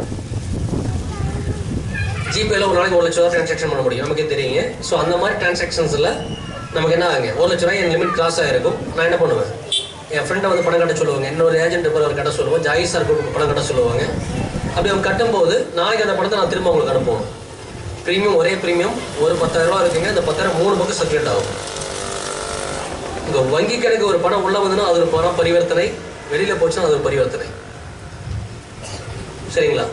இப்போ என்னோட வங்கி கணக்கு கார்த்திகை ஒரு 10,000 அனுப்புறாருங்க, ஒன் டைம் டிரான்சாக்ஷன் 10,000 வந்துருச்சு. அந்த பணத்தை நான் எல்ஐசி கட்டுறேன், 10,000 வெளில போகுதுங்க, 20,000 அக்கௌண்ட்டில் டிரான்சாக்ஷன் ஆயிடுச்சு, 20,000 ரூபா பரிவர்த்தனை ஆயிடுச்சு. இந்த மாதிரி போன வருஷம் மட்டும் கிட்டத்தட்ட 48 லட்ச ரூபாய் என் அக்கௌண்ட் டிரான்சாக்ஷன் ஆயிருக்குங்க. இது பெரும்பட வேண்டிய இல்லைங்க, அடுத்தவங்களுக்கு நாம வந்து ரிஸ்க் எடுக்கிறோம். ஸோ 48 லட்சம் டிரான்சாக்ஷனுங்கிறது நீங்கள் யோசிச்சு பாருங்க. நீங்கள் இதுக்கான ஸ்டேட்மெண்ட் கரெக்டாக வச்சுருந்தீங்க அப்படின்னா இன்னைக்கு கூட வந்து ஒரு 28,007 ரூபா ஒரு எல்ஐசி அமௌண்ட்டு பெங்களூர்ல ஒருத்தர் அனுப்புறாருங்க. நான் அவர்கிட்ட சொல்கிறேன், லிங்க் அனுப்ப நீங்களே பே பண்ணுன்னு சொல்கிறோம். இல்லைன்னா நீங்கள் கட்டிடுங்க அப்படின்னு சொல்கிறாரு. கட்டி ரசீது பேமிச்சதுக்கப்புறம் அந்த தேங்க்ஸும் போடுறாரு. நல்லா படித்தவங்க, சாஃப்ட்வேர் இருக்காங்க, அபரிமிதமான இந்த செல்ஃபோனில் இருக்கக்கூடிய நுண்ணறிவுனால அறிவுலாம் அதிகமாக அவங்களுக்கு இன்டெலிஜென்ஸ். அதையும் தாண்டி அவங்க என்னென்னா வேலையை சுலபமாக்கலாம், நாமே ரிஸ்க் எடுக்கணும், நாமே அதில் உள்ளே போய் அந்த மெயின்டெனன்ஸ் பண்ணணும்னு சொல்லிட்டு அதே தான் நாங்களே எடுத்துக்கிறோம். அவங்களே எடுக்க மாட்டேங்கிறாங்க, தெரிஞ்சவங்களே எடுக்க மாட்டேங்கிறாங்க, பெரியதே நாங்களும் இல்லைங்க. இதை வந்து உங்களுக்கும் ரிஸ்க்குன்னு சொல்ல வரேன். இந்த சீட்டு பணம் வாங்குறதுங்க, இப்போ என்னுடைய தொழிலை சார்ந்து நான் உங்களுக்கு விளக்க ஒரு உதாரணத்துக்காக சொல்ல வந்தேன். இதில் என்னுடைய எல்ஐசி அமௌண்ட் வருஷம் 1 லட்சம் தான் நான் கட்டுவேன். ஆனால் 40 லட்ச ரூபா அக்கௌண்ட்டுக்கு வந்துட்டு போகுது அப்படின்னா அது என்னுடைய தேவையில்லாமல் என்னுடைய பணி சுமை, பொருளாதார சுமை. இதுக்கான ஸ்டேட்மெண்ட் வந்து பார்த்தீங்கன்னா ஒவ்வொரு நாள் டே புக்னு ஒன்று மெயின்டைன் பண்ணுறோம். நம்ம டே புக்கில் என்ன பார்த்தீங்க அப்படின்னா ஒரு பேப்பர் எடுத்துக்கங்க, ஒரு 4 காலம் பிரிங்க, சீரியல் நம்பர், தேதிங்க, என்ன விவரம், வரவு செலவு உங்கள் அக்கௌண்ட்டில் வச்சுக்கோங்க. வரவு செலவு ஓகேங்களா? இன்னைக்கு தேதி போடுங்க, 29/9/2025. இன்னைக்கு தேதியில் என்ன விவரம், மளிகை கடைக்கு போனீங்களா, என்ன செலவு பண்ணீங்க, எதுக்காக பண்ணீங்க, அது செலவில் எழுதுங்க. ஒரு 1000 ரூபா பால் கடைசி இப்போ சொசைட்டியில் வந்ததா, பால் பணம் வரவு அப்படின்னு போட்டு வரவில் வைங்க. இந்த மாதிரி ஒரு 6 மாதத்துக்கு டெய்லி மெயின்டைன் பண்ணிட்டே வாங்க. ஒரு மாதம் வரவு என்ன செலவு என்ன யார்கிட்ட கொடுத்தோம் எங்கே வாங்கணும் எல்லாம் தெரிஞ்சிடும். நீங்கள் கடனே வாங்கினா கூட உங்கள் பாக்கெட் தான் அது பேர் வரவுங்க. கடனே வாங்கினா கூட பேங்க்லேருந்து கடன் வாங்கியிருக்கலாம், பக்கத்து வீட்டில் கைமாற்று வாங்கியிருக்கலாம், ஏதோ எப்படியோ ஒரு விதத்தில் பாக்கெட் பணம் வருது இல்லைங்களா? உங்கள் பாக்கெட் பணம் வந்து அது பேர் வரவு. உங்கள் பாக்கெட்டில் வெளில பணம் செலவு. ஒவ்வொரு மாதம் நீங்கள் எழுதுங்க. அதை வந்து பார்த்தீங்கன்னா ஒவ்வொரு செக்மெண்ட்டாக பிரிங்க. வீட்டு செலவுக்கு எவ்வளவு, பெட்ரோல் செலவு எவ்வளவு, ஹோட்டலில் போய் சாப்பிட்டது எவ்வளவுங்க, டீ செலவு எவ்வளவு. மதுரை அனாவசியில் வந்து பார்த்தீங்கன்னா ஒரு 6 மாதத்துக்கு முன்னாடி போன ஜனவரியில் வந்து பார்த்தீங்கன்னா ஒரு கெஸ்ட் வச்சு எடுத்தேங்க. ஒரு பையன் ஒரு வருஷத்தில் கேன்டீனுக்கு மட்டும் கிட்டத்தட்ட 70,000 டீ சாப்பிட்ருக்கேன். ஒரு வருஷத்தில் 70,000 டீ சாப்பிட்ருக்கேன். இந்த டே புக் கான்செப்ட் போன வருஷம் நான் வந்து இன்விடேஷன் கொடுத்துட்டு வந்தேங்க. இந்த ஜனவரியில் போகும்போது அவர் சொல்கிறேன், சார் நான் அக்கௌண்ட் செக் பண்ணேன் sir, 70,000 I have spent to watch the tea expense in the canteen அப்படிங்கிறான்.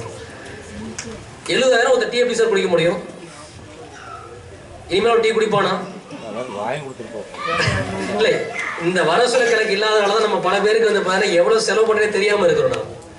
நீங்க அக்கௌண்ட்ல எழுதி வச்சு செலவு பண்ணி பாருங்க, சில செலவு நமக்கே தெரியாம கண்ணு தெரியாம போயிட்டு இருக்கும். அதை நம்ம நிறுத்துறதுக்கான முயற்சி எடுப்போம் நம்ம. சரிங்களா? ஸோ இந்த டே புக் அப்படிங்கிறது நீங்க வந்து கம்பல்சரி எல்லாரும் மெயின்டைன் பண்ணணும். அம்மா பால் ஊற்றுவாங்க, ஊருக்கு ஊற்றும்போது சொல்லுவாங்க காப்பொடி, இப்போ அரைக்காப்பொடிலாம் இருக்கும். ஊருக்கு ஊற்றும்போது 4 நாள் வாங்குவாங்க, மாதம் ஒருக்கா பணம் கொடுப்பாங்க. காப்பொடி அரைப்பொடிங்க, இன்னைக்கு 2 நாள் லீவு, ஒரு நாள் வீட்டுக்கு விசேஷம் உடம்புல வந்திருக்கேன்னா அரைப்படி சேர்த்து வாங்குவாங்க. இது எல்லா கணக்கும் மனக்கணக்காக இருக்குது அவங்களுக்கு. ஆனால் இன்னைக்கு நம்மளோட இது பாருங்க, எழுதி வச்சாவே 2 நாள் கழிச்சு பார்த்தா தெரியாது. யாராவது 200 கைமாத்து கேட்பாங்க. இல்லை பெட்ரோல் அடிப்போம், பெட்ரோல் அடிக்கிறதுக்கு நம்ம என்ன யூஸ் பண்ணுறேங்க? PhonePe, GPay. ஒரு வாரம் 10 நாள் கழிச்சு பார்த்தோம்னா அந்த செலவு எதுக்கு பண்ண நமக்கு மைண்டுக்கு வராது, ஞாபகம் வராது.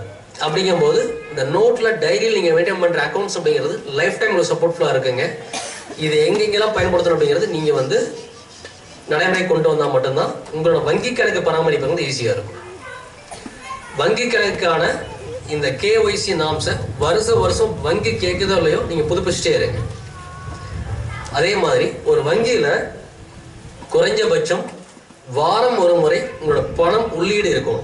பேங்க் டெபாசிட்னா நீங்கள் பேயின் ஸ்லிப் பணம் உள்ளே போடுறீங்க இல்லையா, அது வந்து வாரம் ஒரு முறையாவது வந்து பார்த்தீங்கன்னா ஒரு 500 ரூபாய் 1000 ரூபாய் what ever maybe you fix that amount as per your convenient. உங்கள் கன்வீனியன்ட் அந்த மாதிரி நீங்கள் என்ன பண்ணுறீங்க, அந்த அமௌண்ட் ஃபிக்ஸ் பண்ணிட்டேங்க. என்ன பண்ணணும், வாரம் 1000 ரூபாய் என்ன ஃபிக்ஸ் பண்ணி அந்த பணம் போட்டுருங்க. இன்னொரு சிறிய உதாரணங்க, ஒரு 5 வருஷத்துக்கு முன்னாடி முடக்குறிச்சியில் பிருத்திவியா செக்ஸ் ஒரு கடை நம்ம ஆரம்பித்தோம். அந்த கடை ஆரம்பித்து அப்போ நமக்கு லோன்லாம் தேவைப்படணும்.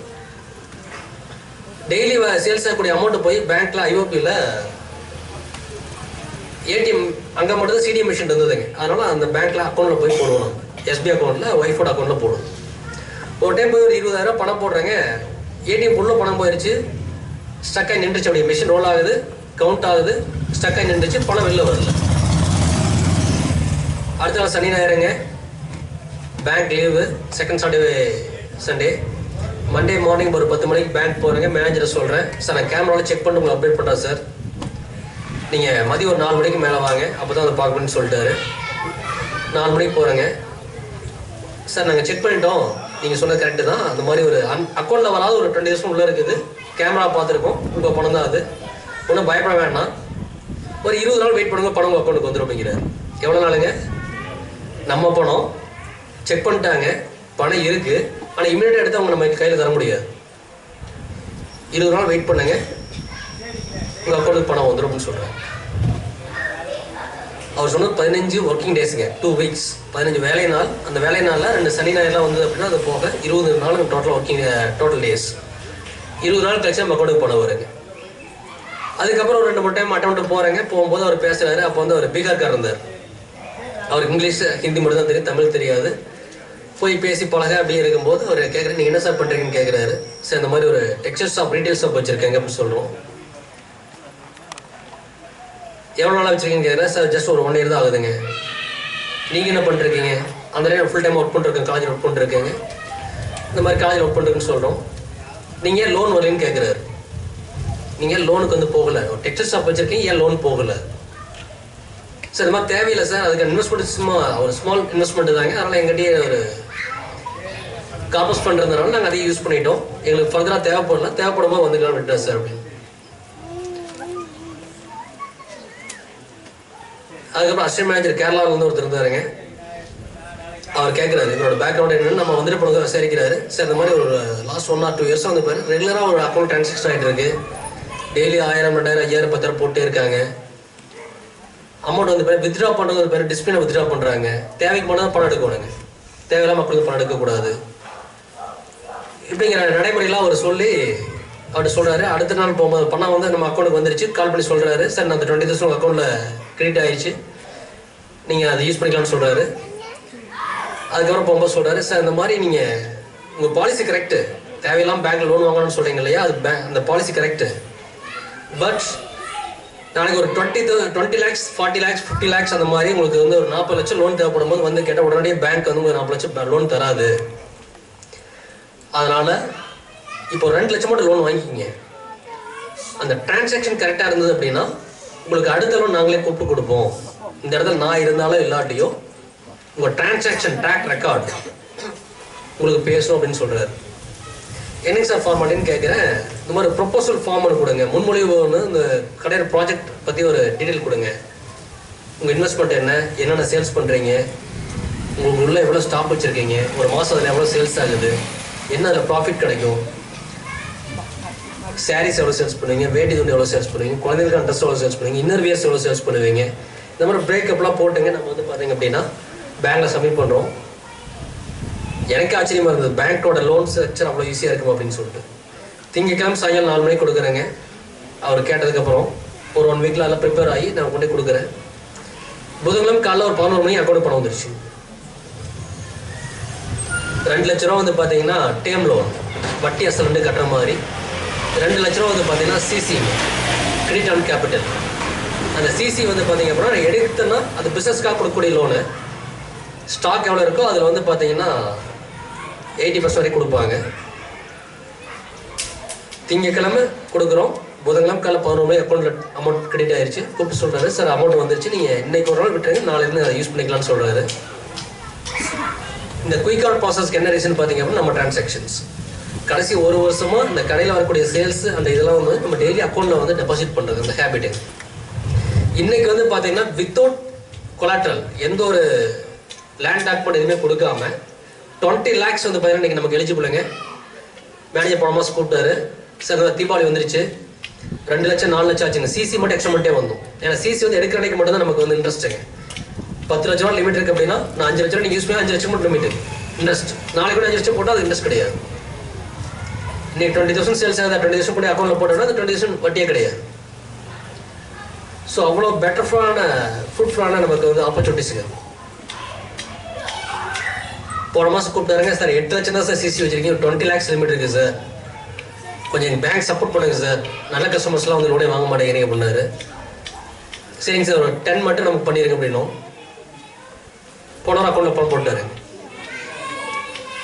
20 lakhs நமக்கு லிமிட் இருக்குங்க. எந்த ஒரு கொலாட்ரல் கிடையாது, எந்த ஒரு கொலாட்ரல் இல்லாமல் என்னுடைய வரவு செலவு மட்டுமே வச்சு 20 லட்சம் ரூபாய்க்கு நம்ம லோன் எலிஜிபிளாக இருக்கு இன்னைக்கு. ஸோ சிபில் ஸ்கோர் வந்து பார்த்தீங்கன்னா 790 and above, 850 தான் மேக்ஸிமம் சிபில் ஸ்கோரு. எல்லா டிரான்சாக்ஷனும் செக்கில் மட்டும் தான் பண்ணுறோம். இந்த வங்கி கணக்கு வச்சுருக்கீங்க, இன்னொரு இது நல்லா கவனமாக வச்சுக்கோங்க. நம்ம ஏதாவது லோன் வாங்கியிருப்போம், ஒரு தவணை வந்து தள்ளி கட்டியிருப்போம். நம்ம அந்த மாதிரி தவணை மாதிரி கட்டும்போது நமக்கு என்ன சிபில் ஸ்கோர்னு சொல்லக்கூடிய ஒரு நடைமுறை. உங்களோட வரவு செலவு பார்த்தீங்கன்னா நம்பிக்கை ரிப்போர்ட், அதுக்கு பதில் சிபில் ஸ்கோருங்க. அந்த சிபில் ஸ்கோர் வந்து பார்த்தீங்கன்னா உங்களுக்கு வந்து பேன் கார்டை வச்சுங்க ஆன்லைனில் பேங்கை செக் பண்ணிக்குவாங்க. இந்த கூகுள் பே, ஃபோன்பே நிறைய காட்டும். உங்கள் சிபில் ஸ்கோர் எவ்வளோ தெரிந்து கொள்ள வேண்டுமா, கிளிக் செய்யவும் அப்படின்னு அதில் செக் பண்ணாதீங்க. என்ன காரணம் பார்த்தீங்க அப்படின்னா சிபில் ஸ்கோர் செக் பண்ணுறவன் லோனுக்காக மட்டும்தான் செக் பண்ணுவோம், வேறு எதுக்கு பார்க்க மாட்டேன். நான் வந்து ராஸ் ஆர்டர் வந்து இன்றைக்கி நான் ஒரு 500 ரூபா பணம் கேட்குறேங்க, மாமன் நாளைக்கு வாங்க பார்க்கலாங்கிறாங்க. அடுத்த நாள் மாப்பிள்ளை போய் கேட்குறேன், அவர் மாப்பிள்ளை இந்த மாதிரி பால் கஷ்டம் தரங்கிறாரு. அடுத்த நாள் மாமாட்ட போய் கேட்குறேங்க. ஒரு 3-4 நாள் தொடர்ந்து எல்லாத்தையும் 500 கேட்டே இருக்கிறேன். ஃபர்ஸ்ட் நாள் ராஸ்மாவோட கேட்கும்போது சொல்லிட்டேன், மாமா 2 நாள் பணம் வந்து கொடுக்குறேன் அப்படிங்கிறேன். ஆனால் 4 நாளாகி நான் எனக்கு அந்த பணத்தை வைத்தீர்கள், நான் அடுத்த கேட்டே இருக்கிறேன். ஒரு 2 நாள் சாயங்காலம் பால் ஸ்டேஷனில் பார்க்கும்போது 2 பேர் பேசிக்கிறாங்க, ஏப்பா நீ மாப்பிள்ளை பணம் 500 கேட்டாப்புல அவர் மாமா சொல்லுவாங்க. அடுத்த நாள் இவர் சொல்லுவாங்க, என்கிட்ட தான் கேட்டான்னு சொல்லுவாங்க. அதுக்கெல்லாம் மாமா சொல்லுவாங்க. அப்போ எல்லாரும் இன்னும் என்ன தெரிய வருங்க, நம்ம வந்து பயங்கர பிரச்சனையில் இருக்குன்னு தெரிய வருது. சமாளிக்க முடியாத அளவுக்கு பிரச்சனை இருக்குன்னு தெரிய வருது. முதல் நாள் கேட்கும் போதே 2 நாள் பணம் திருப்பி தரணும்னு சொல்லி உத்தரவாதம் கொடுத்து கேட்டேன். நான் 1 வாரம் ஆகி என்னுடைய பண தேவை தீரல அப்படின்னா, என்னோட பண தேவை தீரவில்லை என்றால் நான் ரொம்ப லாக் ஆகிருக்குன்னு அர்த்தம் இல்லையா? அதே மாதிரி சிபில் ஸ்கோர், நீங்கள் இங்கே எப்படி கடன் கேட்டீங்களோ அதே மாதிரி சிபில் ஸ்கோர் செக் பண்ணுறது. இன்னைக்கு செக் பண்ணுறதுங்க, 1 வாரம் கழிச்சு செக் பண்ணுறது, 1 மாதம் கழிச்சு செக் பண்ணுறது. ஒரு டைம் சிபில் ஸ்கோர் செக் பண்ணிங்க அப்படின்னா 10% ஆஃப் உங்கள் score help getting down. 10% of உங்கள் ஸ்கோர் வந்து கீழே மைனஸ் ஆகும். அப்போ நீங்கள் 10 டைம் செக் பண்ணால் ஆட்டோமேட்டிக்காக உங்களோட ஸ்கோர் கீழே போயிடும். அதுக்கப்புறம் லோன் தருவோம், கந்து வட்டி கொடுக்குறது தான் கொடுப்போம். நியாயமாக 1 ரூபா வட்டி 50 பைசா வட்டி பேங்க் லோன் கொடுக்குறது யாரும் கொடுக்க மாட்டோம். அப்போ தேவையில்லாமல் சிபில் ஸ்கோர் செக் பண்ணாதீங்க. நமக்கு தேவையே இல்லாமல் சிபில் ஸ்கோர் செக் பண்ணக்கூடாது. இப்போ இந்த சிபில் ஸ்கோர் வந்து எப்படி சார் அதிகப்படுது? ஒரு விதத்தில் என்னுடைய வீடு கட்டுறதுக்காக லோன் வாங்கியிருந்தேன். ஒரு 2 இஎம்ஐ நான் வந்து தள்ளி கட்டிட்டேன் சார். அந்த ரேட்டில் அக்கௌண்ட்டில் பணம் இல்லை.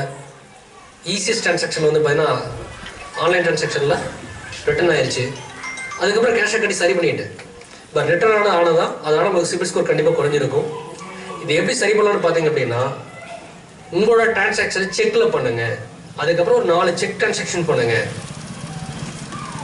கூகுள் பேல ஒரு 1000 பணம் அனுப்பி சொல்லி கேட்டேன் அப்படின்னா, நீங்கள் எடுக்கிறீங்க 1000 பணம் போடுறீங்க, என்னுடைய நம்பரை போட்டு அனுப்புறீங்க அப்படின்னா உங்கள் அக்கௌண்ட் 1000 ரூபாய் இருந்தால் மட்டும் தான் போகும். 999 ரூபா இருந்தாலும் அக்கௌண்ட்டுக்கு பணம் வராது. கரெக்டா? அங்கேயே காட்டிடும் நோ பேலன்ஸ், இன்சஃபிஷியன்ட் பேலன்ஸ், இந்த மாதிரி ஏதோ இண்டிகேஷன் அதில் காட்டும். போதுமான தொகை அது இல்லாததால் இந்த பண பரிவர்த்தனை என்னால் செய்ய முடியாது அப்படின்னு கம்ப்யூட்டரே சொல்லிடுதுங்க. ஆனால் செக் அப்படி இல்லை. 20ஆம் தேதி செக் போட்டு நான் கொடுக்குறேங்க. அக்டோபர் 20ஆம் தேதி செக் போட்டு நான் ஒருத்தருக்கு செக் கொடுத்துட்றேன். அதில் பணம் இருக்காலேன்னு செக் பார்க்காது, அந்த அக்கௌண்ட் பார்க்காதுங்க. கொஞ்சம் அக்கௌண்ட் ப்ரெசன்ட் பண்ணுவாங்க. வேற ஒரு பேங்க்ல இருந்து இந்த பேங்க்குக்கு ஐஓபியில் எனக்கு அக்கௌண்ட் இருக்குது, HDFC பேங்க்லேருந்து செக் நான் கொடுத்துருக்குறேன், அங்கேருந்து கலெக்ஷன் வரும். வந்து அக்கௌண்ட்லேருந்து பணம் எடுத்தால் மட்டும்தான் உங்கள் மேலே இருக்க நம்பிக்கை அங்கே பூர்த்தி ஆகும். ஸோ இந்த செக்குங்கிறது உங்களோட நம்பகத்தன்மையை அதிகப்படுத்தும்.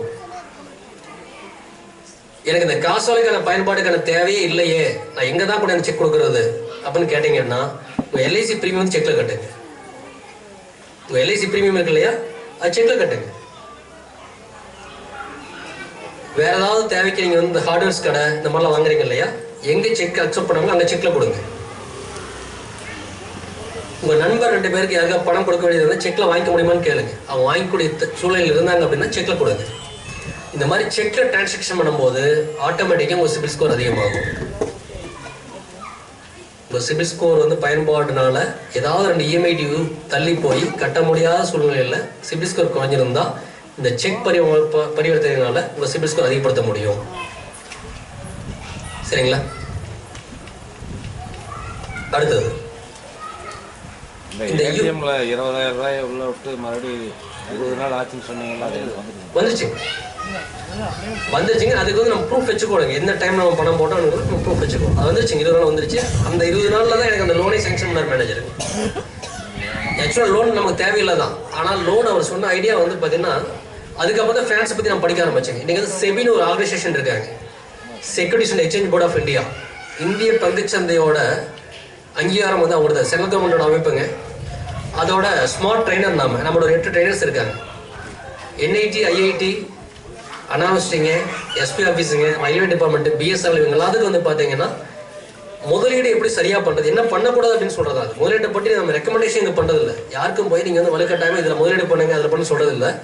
நீங்கள் எப்படி பாதுகாப்பாக பண்ணணும், முதலீடுக்கு போகும்போது என்ன செய்யக்கூடாது அப்படிங்கிற விஷயத்தை நம்ம வந்து பார்த்தீங்கன்னா நிறைய பேர் கற்றுக் கொடுக்கணும். PKP பள்ளியோட ஆசிரியர்களுக்கு வந்து பார்த்தீங்கன்னா ஒரு 15 நாளைக்கு முன்னாடி சார் ஒரு ஆப்பர்ச்சுனிட்டி கொடுத்தாருங்க. டீச்சர்ஸுக்கு சொன்னாங்க. அப்போ தான் சார் சொன்னார், ஏடிஎம் கார்டில் சார் பின்னாடி வந்து பார்த்தீங்கன்னா ஃபோன் நம்பர் பின் நம்பர் எழுதி வச்சிருக்காருங்க. சாரோட ஏடிஎம் கார்டு யாரும் வந்து எடுத்துகிட்டு போய் மிரட்டியில் பணம் வாங்க வேண்டியதில்லை, அவரே பின் நம்பர் எழுதி வச்சிருக்காரு. அது ஏடிஎம் கார்டு அவர் கையில எப்போ இருக்காது, யாரோ ஒருத்தர் கையில் கொடுத்து வச்சிருப்பாரு. கார்டு தொலைச்சாருன்னா எடுத்துகிட்டு போய் நம்ம யாரையும் பார்க்க வேண்டியதில்லை, நீட்டாக ஏடிஎம் கார்டில் போட்டு பணம் எடுத்துகிட்டு போயிடலாங்க. இந்த மாதிரி நிறைய பேர் வச்சிருக்கோம். அதே மாதிரி ஏடிஎம் கார்டில் பேக் சைடில் கூட லாஸ்ட் 4 டிஜிட்டுங்க, அதை பின் நம்பராக நிறைய பேர் யூஸ் பண்ணுறோம். ஏன்னு கேட்டால் எனக்கு 4 அக்கௌண்ட் 5 அக்கௌண்ட் இருக்குது சார். எல்லா அக்கௌண்ட்டுக்கும் என்னால் வந்து பார்த்தீங்கன்னா ஞாபகம் வச்சுக்க முடியல. பெருமைக்காக 5 அக்கௌண்ட் வச்சுருக்கேன். 5 அக்கௌண்ட்டோட பின் நம்பரால் ஞாபகம் வச்சுக்க முடியாது. அதனால் அந்த கார்டோட லாஸ்ட் 4 டிஜிட் பேக் சைடில் கூட 4 டிஜிட்டை வந்து நான் வச்சுருக்கேன் அப்படிங்கிறதுங்க. வங்கியே கூப்பிட்டு கேட்டால் கூட வங்கியிலேருந்து பேங்க்லேருந்தே கூப்பிட்டு உங்களுக்கு வந்து தகவல் கேட்டால் கூட அந்த ஏடிஎம் கார்டோட இன்ஃபர்மேஷன்ஸ் அதில் எப்படி தகவல் யாருக்கும் சொல்லாதீங்க. அந்த கார்டு நம்பருங்க, பின்னாடி சிவிவின்னு ஒரு இருக்கும், 3 டிஜிட் இருக்கும், அந்த நம்பருங்க, எக்ஸ்பிரி டேட், இந்த விளக்கத்தை நீங்கள் கொடுக்காதீங்க.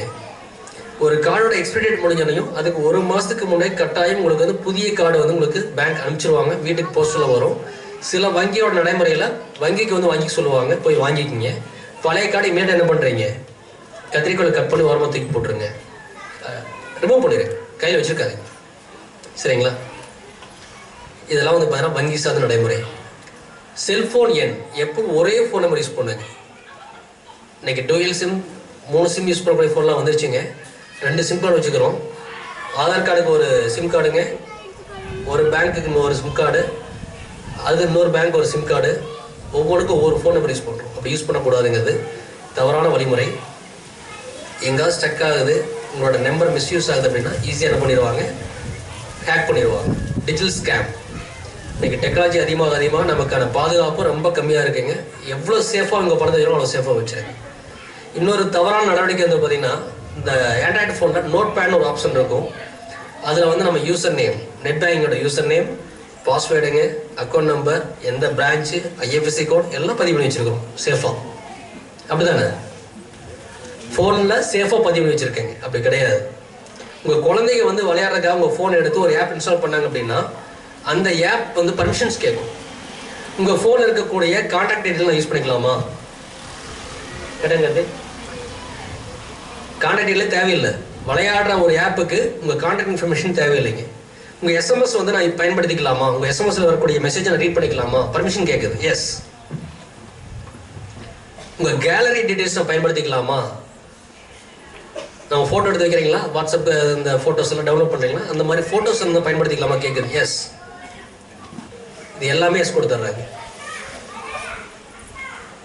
அந்த கேமிங் ஆப் ஒரிஜினலாக இருந்தது அப்படின்னா பிரச்சனை இல்லை.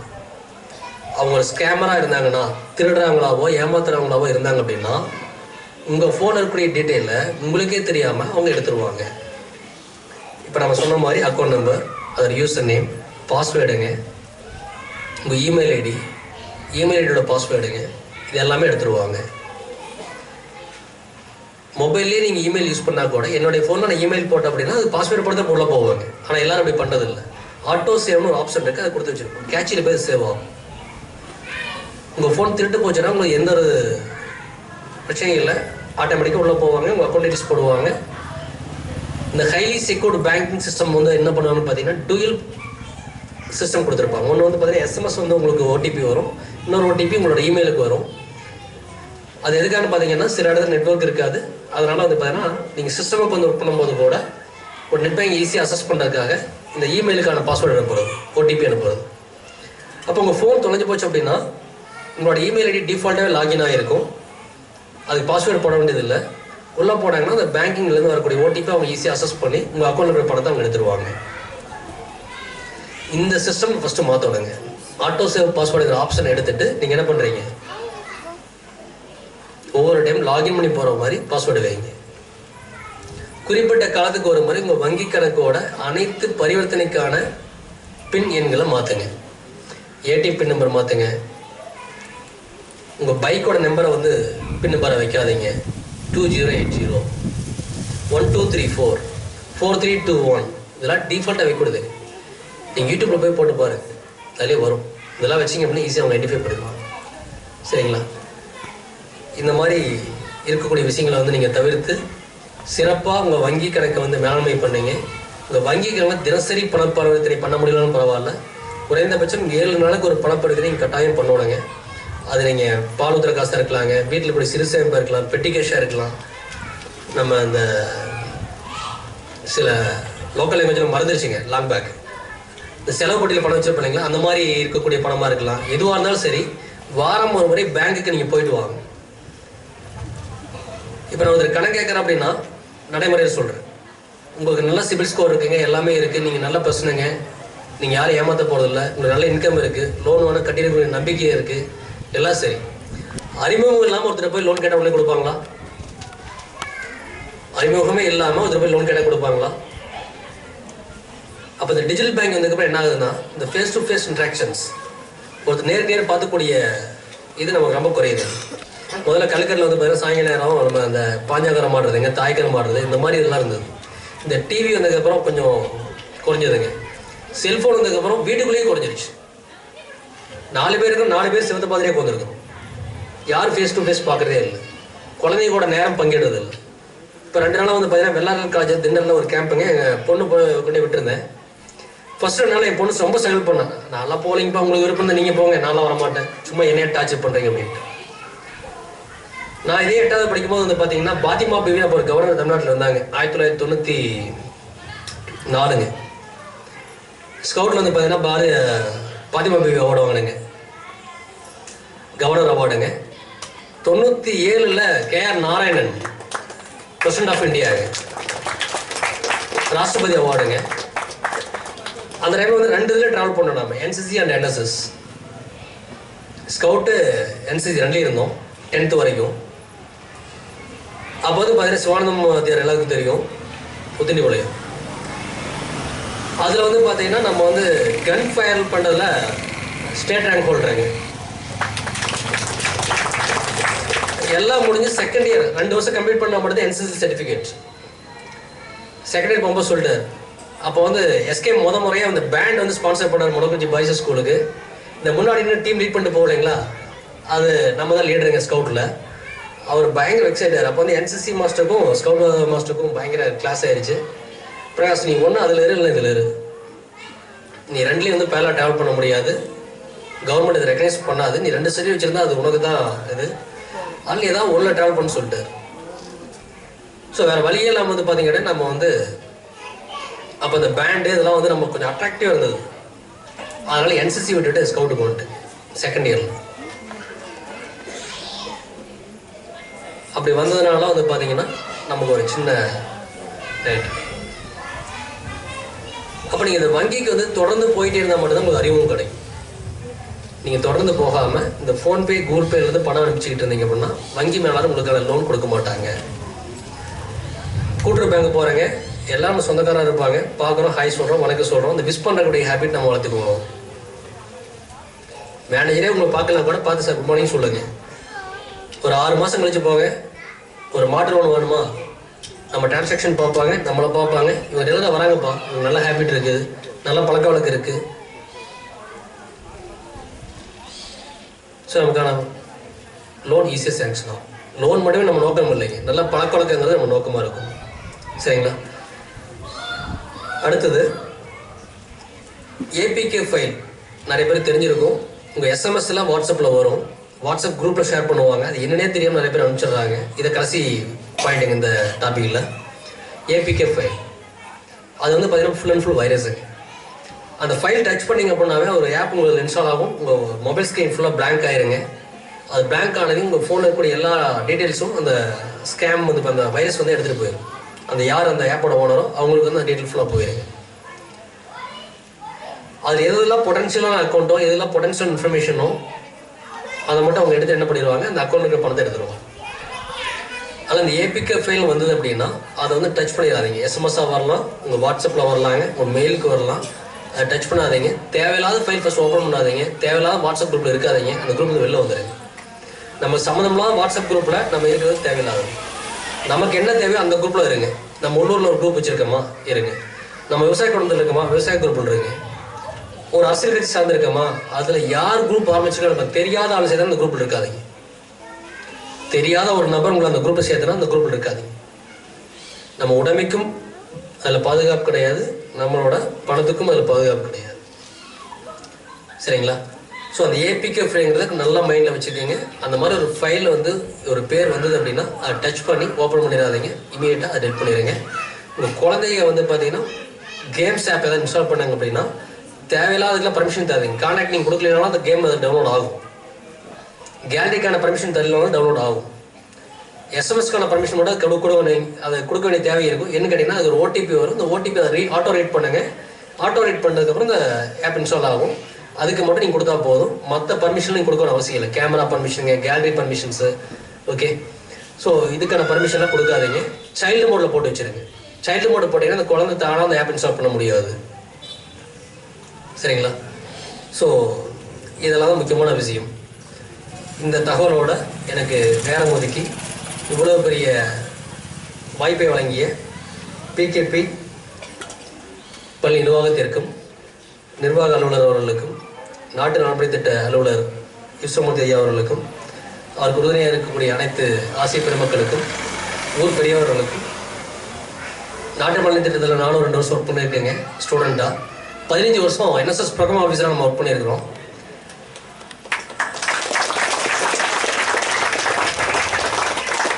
இது வரைக்கும் வந்து பார்த்தீங்கன்னா 2008 ஒரு மரக்கன்று வச்சுருக்கேங்க. மரக்கன்று நட்டுருக்கோம். 24 முறை ரத்த தானம் பண்ணியிருக்கேங்க.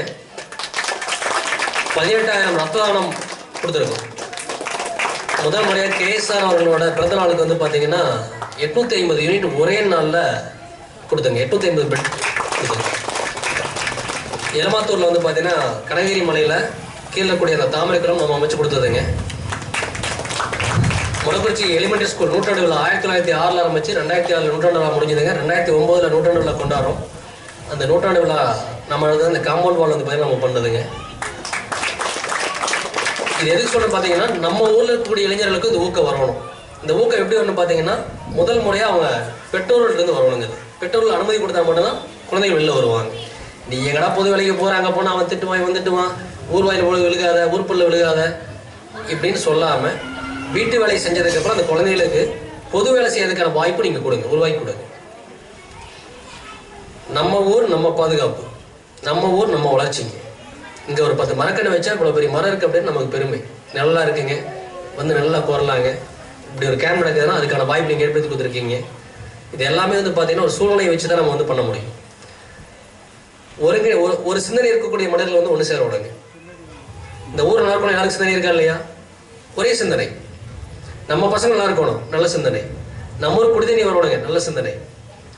நிலத்தடி நீர் நமக்கு அதிகப்படுத்தணுங்க, நல்ல சிந்தனை. பனைமரம் விதைப்போம். இந்த வருஷம் எங்களோட ப்ராஜெக்ட் அதுதாங்க. ஒரு 2000க்கு மேலே பனை விதை சேகரித்து வச்சிருக்கோம் நம்ம அறக்கட்டளை மூலயமா. கலெக்டருக்கு முன்னாடி தான் நம்ம சனிக்கிழமை போஸ்ட் பண்ணியிருக்கேன், ரெஸ்ட் போஸ்ட்டுங்க. இந்த பகுதியில் இருக்கக்கூடிய மொடக்குறிச்சி சட்டமன்ற தொகுதிக்கு உட்பட்ட அரசு தரிசு நிலம், அரசு ஏரி, குளம், குட்டை எங்கெல்லாம் நீங்கள் பண உதவி விதைக்கிறதுக்கான ஏற்பாடு எங்களுக்கு அனுமதி கொடுக்குறீங்களோ அத்தனையும் எங்களோட அறக்கட்டளை மூலமா நாங்கள் வந்து எடுத்து சொல்கிறோம்னு சொல்லி நம்ம லெட்டர் கொடுத்துருக்குறோம். அனுமதிக்காக வெயிட்டிங்க. நீ வரக்கூடிய மழை காலத்தில் அதுக்கான பணி முயற்சி எடுக்க போகிறோம். யார் வேணால் எங்கள் கூட இணைஞ்சு செயல்படலாங்க. லட்சுமி சார் ஆல்ரெடி சொல்லியிருக்காரு, உங்களுக்கு என்ன தேவையானாலும் லீவ் நாளில் சொல்லுங்க, எங்கள் பசங்க வருவாங்கன்னு சொல்லியிருக்காரு. இது மாதிரி லட்சுமி சார் பற்றி நிறைய சொல்லணுங்க. அவர் ஒரு லட்சுமி சார் இல்லை, ஸ்கூல் ஃபுல் லட்சுமி சார் உருவாக்கி வச்சிருக்காரு. நம்ம வரதுக்கு முன்னாடி வந்து பார்த்தீங்க அப்படின்னா ஈஸ்வரமூர்த்தி பேசினாருங்க. எனக்கு மாப்பிள்ளைங்க ஊர், நம்ம ஊர், எங்கள் ஊர் மாப்பிள்ளை. ஒரு 15 வருஷம் அவரையும் தெரியும். அப்போல்லாம் இவ்வளோ ஒரு பொதுவெளியில் பாடம் நடத்துறது வேற, பொதுவெளியில் பேசுறது வேறங்க. மேடை பேச்சு அப்படிங்கிறது வேற, பள்ளிக்கூடத்தில் சப்ஜெக்ட் டீச் பண்ணுறது வேறு.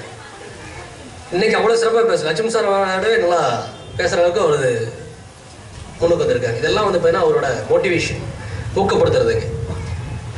என்னுடைய பண்புகளை நான் அடுத்தவங்களுக்கு வந்து டிரான்ஸ்ஃபர்மேஷன் கொடுக்கணும். நான் பரிமாற்றம் செஞ்சால் மட்டும்தான் எனக்கு அப்புறமா இந்த சிந்தனைகள் வந்து வளர்ந்துட்டு இருக்கும். அப்படிப்பட்ட சிறப்பான செயல்பாட்டை நடத்தி கொண்டிருக்கிற லட்சுமி சார் அவர்களுக்கும் ஊர் பொதுமக்களுக்கும் நன்றி தெரிவித்துக் கொண்டு எனது வங்கி கணக்கை பராமரிப்பது எவ்வாறு அப்படிங்கிற உரையை இதோட முடிச்சுக்கிறேங்க. ஏதாவது உங்களுக்கு விளக்கம் தேவைப்பட்ட கேளு.